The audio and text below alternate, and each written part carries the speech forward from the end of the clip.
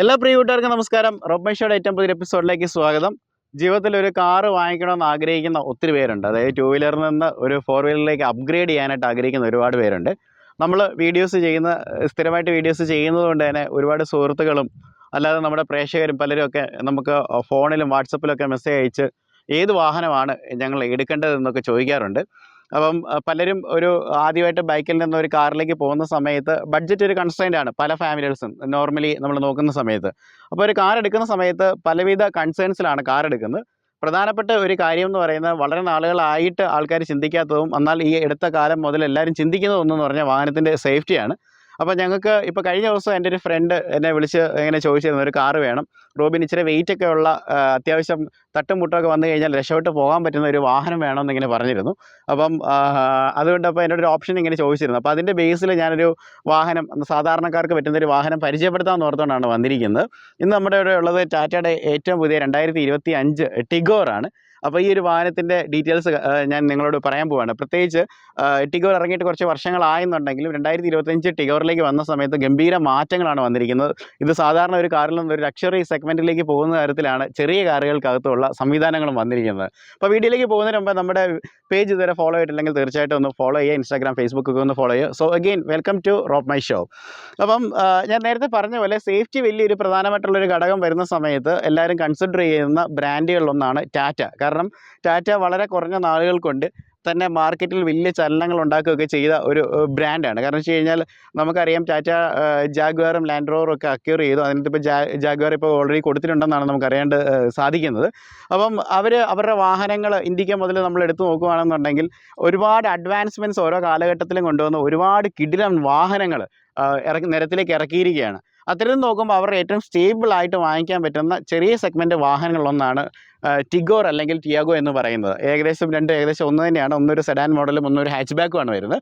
ഇന്ന് നമുക്ക് ഫാമിലിക്ക് പറ്റിയിരിക്കുന്ന ഏറ്റവും പുതിയ ടിഗോറിനെയാണ് പരിചയപ്പെടുത്തുന്നത്. ഈ വാഹനത്തിന് ഒരുപാട് സവിശേഷതകളുണ്ട്. പ്രധാനമായിട്ടും വില ഒരു ഫാക്ടറാണ്. വിലയെന്ന് പറയുമ്പം ഇതിൻ്റെ ഏറ്റവും ബേസ് വേരിയൻ്റ് ആയിട്ടുള്ള ഒരു മോഡലിന് ഇത് നമുക്ക് 5 വേരിയൻസിലാണ് അവൈലബിൾ ആയിട്ട് കിട്ടുന്നത്. അപ്പോൾ ഏറ്റവും ബേസ് വേരിയൻറ്റിലേക്ക് വരുന്ന സമയത്ത് നമുക്ക് 5.99 ലക്ഷം രൂപയ്ക്ക് നമുക്ക് എക്സ്ഷോറൂം പ്രൈസാണ് വരുന്നത്. പിന്നെ നമുക്ക് ഏകദേശം ഒരു 7 രൂപ അടുത്ത് വരുന്ന റേഞ്ചിൽ നമുക്കൊരു വാഹനം നമുക്ക് അതിസുരക്ഷയുള്ള 4 സ്റ്റാർ റേറ്റിംഗ് ഉള്ള ഗ്ലോബൽ എൻക്യാപ്പിൽ 4 സ്റ്റാർ റേറ്റിംഗ് ഉള്ള ഒരു വാഹനം നമുക്ക് ഇറക്കാനായിട്ട് നമുക്ക് സാധിക്കും. ഇപ്പോൾ നമ്മുടെ ഇവിടെ ഉള്ളത് XZ പ്ലസ് ഏറ്റവും ടോപ്പ് എൻഡ് വേരിയൻ്റ് ആണുള്ളത്. ഇതിനകത്താണ് ഏറ്റവും ഫീച്ചേഴ്സ് ലോഡഡ് ആയിരിക്കുന്നത്. 9.25 ലക്ഷം രൂപയാണ് ഈ വാഹനത്തിൻ്റെ എക്സ്ഷോറൂം പ്രൈസ്. അപ്പം നമുക്ക് ഏകദേശം 5ഓളം വേരിയൻസിനകത്ത് പല ഫീച്ചേഴ്സും പല പ്രത്യേകതകളും ഉണ്ട്. അപ്പം ഈ ഒരു വാഹനത്തിലേക്ക് വരുന്ന സമയത്ത് ഇതൊരു സെഡാൻ സെഗ്മെൻറ്റിൽ വരുന്നൊരു വാഹനമാണ്.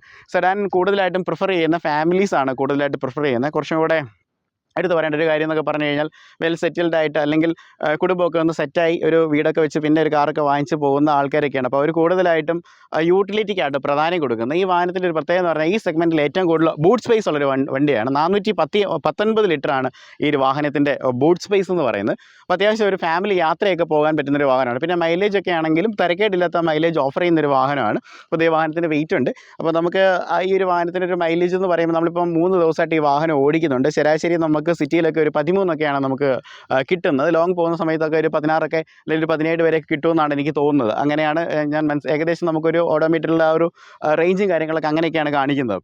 അപ്പം ഈ വാഹനത്തിനകത്ത് എന്തൊക്കെ പ്രത്യേകതകളുണ്ടെന്ന് നമുക്ക് നോക്കാം. ഇത് അടിപൊളിയായിട്ടുള്ള ഒരു ബ്രോൺസ് കളറുള്ളൊരു വാഹനമാണ്. ഇതിൻ്റെ ഒരു ലെങ്തും കാര്യങ്ങളൊക്കെ പറയുകയാണെങ്കിൽ 3995 മില്ലിമീറ്ററാണ്. 4 സബ്മീറ്ററിനകത്ത് വരുന്നൊരു സെഡാൻ വാഹനമാണ്. അതുപോലെ 2450 വീൽ ബേസ് എന്ന് പറയുന്നത്. ഡീസൻ്റ് ആയിട്ടുള്ള ഗ്രൗണ്ട് ക്ലിയറൻസ് 170 മില്ലിമീറ്റർ ഗ്രൗണ്ട് ക്ലിയറൻസും ഈ വാഹനത്തിനകത്തുണ്ട്. 35 ലിറ്ററിൻ്റെ ഫ്യൂൽ ടാങ്കാണ്. ഇതിന് സിംഗിൾ എഞ്ചിനാണ് വരുന്നത്. സിംഗിൾ എഞ്ചിൻ എന്ന് പറയുന്നത് ഇതിനൊരു ഡീസൽ ഓപ്ഷൻ ഇല്ല. അല്ലെങ്കിൽ തന്നെ ചെറിയ കാറുകളിൽ ഡീസൽ ഓപ്ഷൻ എന്ന് പറയുന്നത് ടാറ്റയ്ക്ക് മാത്രമേ ഉള്ളൂ, ഓൾട്രോസിൽ മാത്രമേ ഡീസൽ ഓപ്ഷൻ ഉള്ളൂ.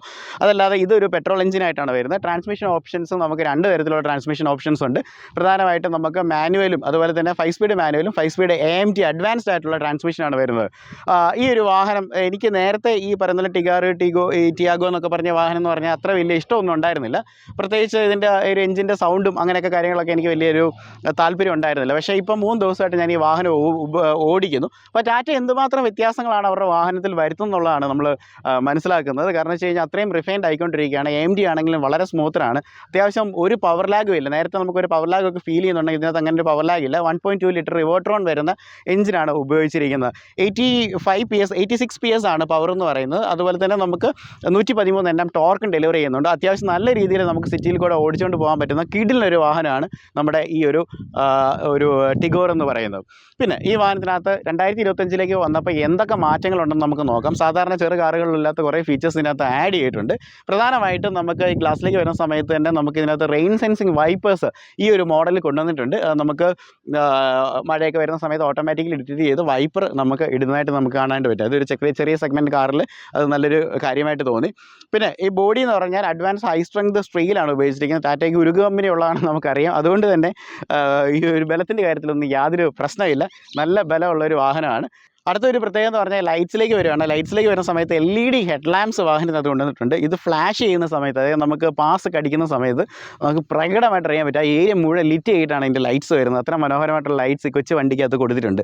അതുപോലെ നമുക്ക് ഇവിടെ മനോഹരമായിട്ടുള്ള ഒരു ഫ്രണ്ട് ഫേസ് നമുക്ക് കാര്യങ്ങളൊക്കെ നമുക്ക് കാണാം. ഗ്രിൽ ഏരിയ നമുക്ക് കാണാം. സ്റ്റഡഡ് ആയിട്ടാണ് വരുന്നത്. ടാറ്റയുടെ ലോഗോ ഉണ്ട്. തൊട്ട് താഴെ 360 ഡിഗ്രിക്കുള്ള ക്യാമറ കൊടുത്തിട്ടുണ്ട്. ഈ കൊച്ചു വാഹനത്തിനകത്ത് 360 ഡിഗ്രി ക്യാമറ പ്രൊവൈഡ് ചെയ്തിട്ടുണ്ട്. തൊട്ട് താഴെ വരുവാണെങ്കിൽ നമുക്ക് എയർ ഡാമും കാണാം. അതും സ്റ്റഡഡ് ആയിട്ടാണ് വന്നിരിക്കുന്നത്. ബ്യൂട്ടിഫുൾ ആയിട്ടുള്ള ഒരു ഫ്രണ്ട് ഫേസ് ആണ് വാഹനത്തിനകത്ത് പ്രൊവൈഡ് ചെയ്തിരിക്കുന്നത്. അതുപോലെ നമുക്ക് ഈ ഒരു വാഹനത്തിനകത്തേക്ക് വരുമ്പോൾ ഒരു DRL ഏരിയയും അതുപോലെ തന്നെ നമുക്ക് ഇവിടെ ഒരു ഫോഗ് ലാമ്പ് യൂണിറ്റ്സും കൊടുത്തിട്ടുണ്ട്. ഇത് ടോപ്പ് എൻഡ് വരുമ്പോഴാണ് അങ്ങനെ വരുന്നത്. ഇനി നമുക്ക് ഈ ഒരു വാഹനത്തിൻ്റെ സൈഡ് പ്രൊഫൈലിലേക്ക് വരാം. ഞാൻ നേരത്തെ പറഞ്ഞാൽ 4 മീറ്ററിനകത്തായിരുന്നു 3995 ആണ് വരുന്നത്.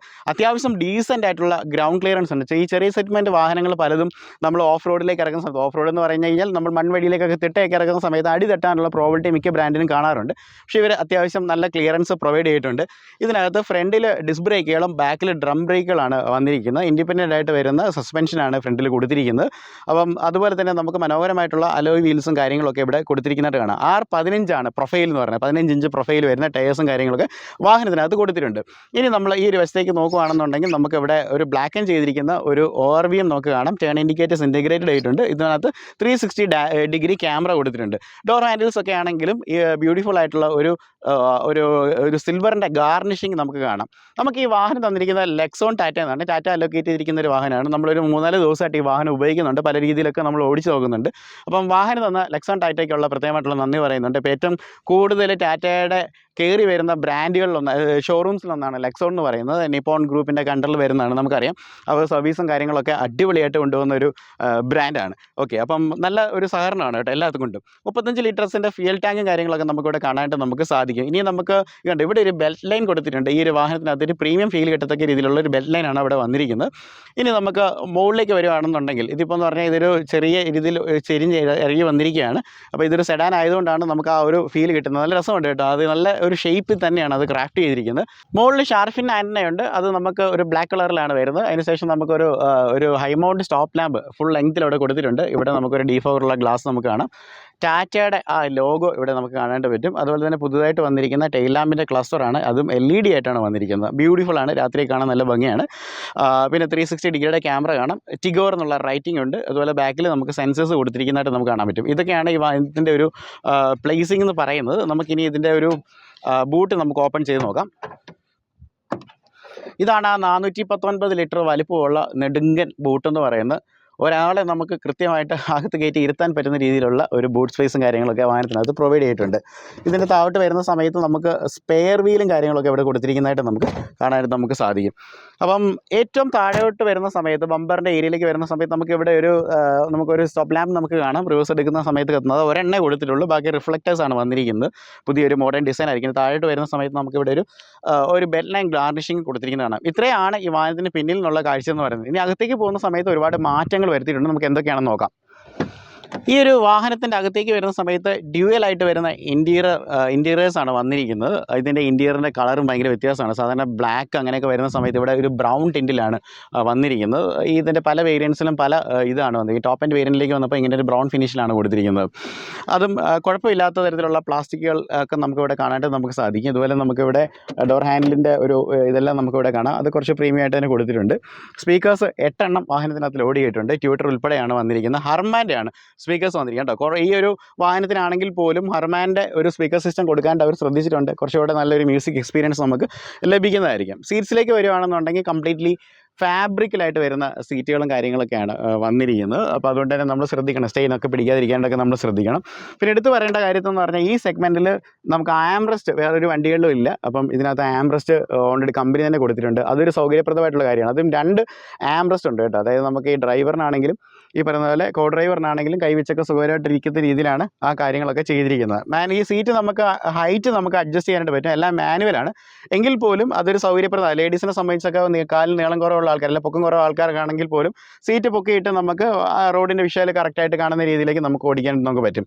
പിന്നെ എടുത്ത് പറയേണ്ട കാര്യം എന്ന് പറഞ്ഞാൽ വാഹനത്തിൻ്റെ സ്റ്റിയറിംഗ് ആണ്. സ്റ്റിയറിങ്ങിനെ സംബന്ധിച്ച് വരുന്ന സമയത്ത് ഇലിമിനേറ്റഡ് ലോഗോ ഉള്ള സ്റ്റിയറിംഗ് ആണ്. അപ്പം ഇത് സാധാരണ നമ്മൾ നെക്സോണിലും അങ്ങനെ പ്രീമിയം ആയിട്ടുള്ള വാഹനങ്ങളിലാണ് ഇവർ ഇങ്ങനത്തെ സ്റ്റിയറിംഗ് ഉണ്ടായിരുന്നത്. ഇപ്പോൾ ഈ ഒരു വാഹനങ്ങളിലേക്കും ഇത്തരത്തിലുള്ള സ്റ്റിയറിംഗ് അവർ കൊണ്ടുവന്നിട്ടുണ്ട്. ആ സ്റ്റിയറിങ്ങിനകത്ത് കുറേ അഡ്ജസ്റ്റ്മെൻറ്റുകളും കാര്യങ്ങളൊക്കെ ഉണ്ട്. അപ്പോൾ ഒരു അകത്തുനിന്ന് കയറിയതിന് ശേഷം ഞാനൊരു ഡീറ്റെയിൽ ആയിട്ട് പറയാം. ഇലിമിനേറ്റഡ് ലോഗോ എന്ന് പറഞ്ഞിരുന്നു, ഈ ടാറ്റയുടെ ലോഗോ ഇങ്ങനെ ഒരു ലൈറ്റ് എംബോസ് ചെയ്ത് കത്തി നിൽക്കുന്നതാണ് ഇലിമിനേറ്റഡ് ലോഗോ എന്ന് പറയുന്നത്.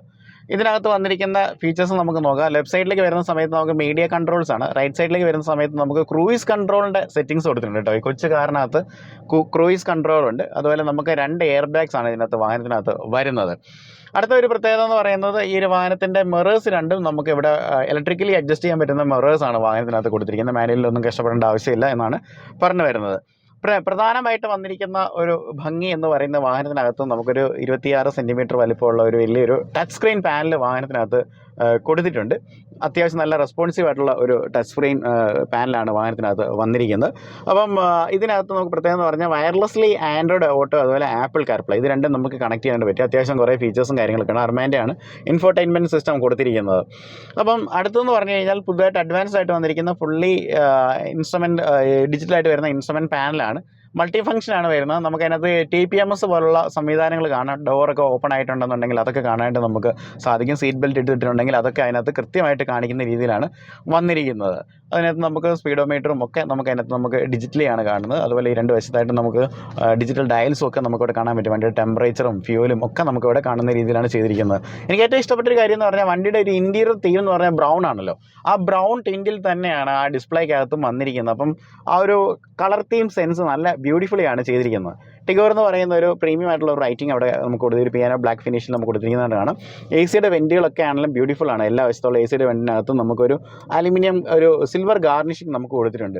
ഈ വാഹനത്തിനകത്ത് നമുക്ക് പുഷ് ബട്ടൺ സ്റ്റാർട്ടാണ് വന്നിരിക്കുന്നത് കേട്ടോ. അപ്പം താക്കോലൊന്നും ഇട്ട് തിരിക്കേണ്ട ആവശ്യമൊന്നുമില്ല. താക്കോൽ നമ്മുടെ കയ്യിലുണ്ടെന്നുണ്ടെങ്കിൽ ഇതാണ് സിമ്പിളായിട്ടുള്ള താക്കോലാണ്. ഈ ഒരു താക്കോൽ നമ്മുടെ കയ്യിലുണ്ടെന്നുണ്ടെങ്കിൽ നമുക്ക് പുഷ് ബട്ടൺ സ്റ്റാർട്ട് ചെയ്യാനുള്ള ഒരു സംവിധാനവും കാര്യങ്ങളൊക്കെ വാഹനത്തിനകത്ത് പ്രൊവൈഡ് ചെയ്തിട്ടുണ്ട്. അപ്പോൾ അതൊക്കെ കിട്ടുന്ന ഫീച്ചേഴ്സാണ്. ഇത് കൂടാതെ തന്നെ നമുക്കിവിടെ 360 ഡിഗ്രി ക്യാമറ ഈ വണ്ടിക്കകത്തുണ്ടെന്ന് ഞാൻ പറഞ്ഞു. അത്യാവശ്യം നല്ല നീറ്റായിട്ട് വരുന്നൊരു ക്യാമറയാണ്. അതുപോലെ നമുക്ക് വണ്ടിയുടെ ലോക്ക് ലൈറ്റ്സിൻ്റെ സെറ്റിങ്സ് അതുപോലെ ബൂട്ട് ഓപ്പൺ ചെയ്യാനുള്ള സ്വിച്ചസ് ഒക്കെ ഇവിടെ ഒരു വശത്തേക്ക് കൊടുത്തിരിക്കുന്നതാണ്. AC എന്ന് പറഞ്ഞാൽ ഫുള്ളി ക്ലൈമറ്റ് കൺട്രോൾ ആയിട്ട് വരുന്ന AC ആണ്. അപ്പോൾ അതിൻ്റെ സ്വിച്ചസും കാര്യങ്ങളൊക്കെ ഈ വശത്ത് പ്രൊവൈഡ് ചെയ്തിട്ടുണ്ട്. അതൊരു 3 ആംപിയർ 5 വോൾട്ടിൻ്റെ നമുക്കൊരു C-പോർട്ട് ചാർജിങ് അവിടെ കാണാം. അതുപോലെ തന്നെ നമുക്ക് USB ഇൻപുട്ടുകളുണ്ട്. അതുപോലെ നമുക്ക് ഇവിടെ ഒരു 12 വോൾട്ടിൻ്റെ ഒരു ചാർജർ കുത്താൻ പറ്റും. പിന്നെ ഒരു ഫോണൊക്കെ വെച്ച് ചാർജ് ചെയ്യാനുള്ള ഈസി ആയിട്ടുള്ള ഇഷ്ടം പോലെ സ്പേസസും കാര്യങ്ങളൊക്കെ വാഹനത്തിനുണ്ട്. ഗിയറിൻ്റെ നോബ് വരുന്ന ഇതാണ്.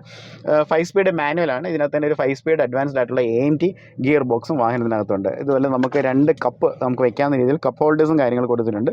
നോർമലായിട്ട് വരുന്ന നമുക്കൊരു ഹാൻഡ് ബ്രേക്കുകളും കാര്യങ്ങളൊക്കെയാണ് വരുന്നത്. ഇത് കൂടാതെ നമുക്ക് ഇവിടെ 2 ചാർജിങ് പോർട്ട് അഡീഷണലി കൊടുത്തിട്ടുണ്ട്. അത് പുറകിലുള്ളവർക്ക് വേണ്ടിയാണ് കേട്ടോ. അതും ഒരു C-പോർട്ടും അതുപോലെ തന്നെ നമുക്ക് USB-യുടെ ഈ ചാർജിങ് യൂണിറ്റ്സും നമുക്കിവിടെ കാണാനായിട്ട് നമുക്ക് സാധിക്കും. അപ്പം അത്രയും ഫീച്ചേഴ്സൊക്കെ ഓൾറെഡി ഇവിടെ കൊടുത്തിട്ടുണ്ട്. അതുപോലെ നമുക്കിവിടെ ഇതിൻ്റെ ഒരു ഗ്ലൗ ബോക്സും കാര്യങ്ങളൊക്കെ പ്രൊവൈഡ് ചെയ്തിരിക്കുന്നതായിട്ട് നമുക്ക് കാണാം. മോശമല്ലാത്ത പ്ലാസ്റ്റിക്സ് ആണ്. കുറച്ച് ഹാർഡറായിട്ട് വരുന്ന പ്ലാസ്റ്റിക്സ് ആണ്. അത്ര സോഫ്റ്റ് അല്ല എങ്കിലും ഹാർഡറാണ്. എങ്കിലും ക്വാളിറ്റി തീരെ മോശമില്ല. കുറച്ചുകൂടെ ഫിറ്റ് ആൻഡ് ഫിനിഷൊക്കെ നന്നായിട്ട് ചെയ്തിട്ടുണ്ട്. ഇത് നമുക്ക് മാനുവൽ അഡ്ജസ്റ്റ് ചെയ്യാൻ പറ്റുന്ന IRVM ആണ്. അതുപോലെ 2 സൺവൈസേഴ്സ് ഉണ്ട്. അതിനകത്ത് ഒരു വാൻറ്റി മിററോടെ കൊടുത്തിരിക്കുന്നതായിട്ട് കാണാം. ഇവിടെ നമുക്കൊരു മൈക്ക് ഉണ്ട്. അതായത് ഹാൻഡ് ഫ്രീ അസിസ്റ്റിനുള്ള മൈക്ക് ഇവിടെയാണ് പ്രൊവൈഡ് ചെയ്തിരിക്കുന്നത്.